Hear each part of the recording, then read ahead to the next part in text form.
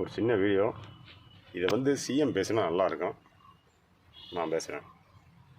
மேகதாதுலாம் அணையை கட்டுவேன்னு சொல்கிறாங்க. கட்டினா கட்டட்டும். ஆனால் ஒரே வார்த்தை சிஎம், நீங்கள் என்ன பேசுகிறீங்கன்னா நான் சொல்கிறேன். உனக்கு மெயினாக கரண்ட்டு கிடையாதுடா, பால் கிடையாது, கறி கிடையாது, கோழி கிடையாது, எதுவுமே கிடையாது. இங்கேருந்து அத்தியாவசிய பொருள் எல்லாமே பெங்களூருக்கு தான் வருது. அவங்ககிட்டருந்து ஒரு மெட்டல் கூட நம்ம எடுக்க தேவையில்ல. அவனுக்கு ஒரு வண்டி வேணுனாலும் நம்ம கொடுக்கக்கூடாது. ஏன்னா அசோக் லைலண்ட் நம்ம ஒசூரில் இருக்குது, நம்ம தமிழ்நாட்டில் இருக்குது.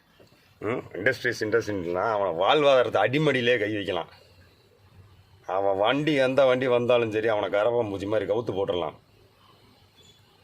என்ன மோடிட்டே சொன்னீங்கல்ல, அவன் அதை மீறி அவன் கட்டுறானா அவனோட பொருளாதாரம் வந்து அடிபாதாளத்தில் போயிடும்.